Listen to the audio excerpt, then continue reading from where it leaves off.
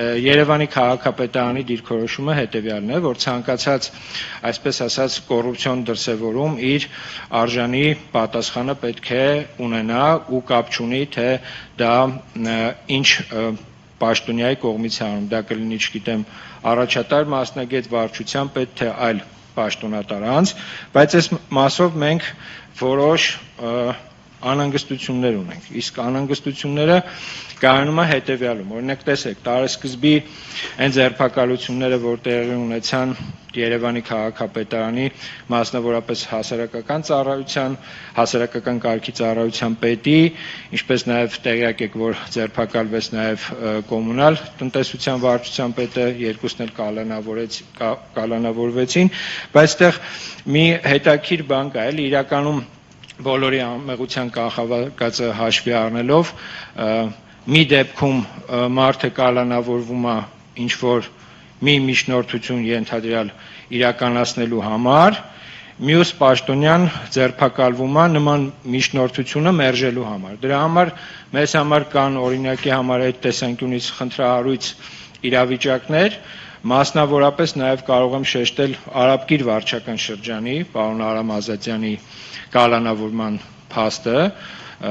մարդը փաստացի 1 տարի շարունակ գտնում է կալանավորված է եւ եթե չեմ սխալվում նաեւ իր փաստաբանները այդ մասով տվյալ գործը ուղարկել են եվրոպական դատարան, այսինքն Երևանի քաղաքապետարանը իր բոլոր այսպես ասած աշխատակիցների ենթադրյալ մեղքերի մեջ որոշակի, այսպես ասած, խնդիրներ է տեսնում։ Օրինակ տեսեք, վերջի 2 աշխատակիցները, ովքեր որ ձերբակալվեցին, հասարակական կարգի ծառայության աշխատակիցները, որոշակի առումով ինֆորմացված լինելով այդ դեպքի հանգամանքներից, մենք այդտեղ որևիցե խնդիր չենք տեսնում։ Խնդիր չենք տեսնում նաև որպես այդպիսին վերջերս ձերբակալված նախկին քաղաքաշինության եւ հողի վերահսկողության աշխատակիցների ձերբակալության մասով, որտեղ այդ մասով էլ առաջին հայացքից Երևանի քաղաքապետարանի կողմից այդտեղ որևիցե խնդրահարույց բան չկա, նորից եմ ասում, հաշվի առնելով բոլորի անմեղության կանխավարկածը, վերջերս նաև ձերբակալություն էր եղել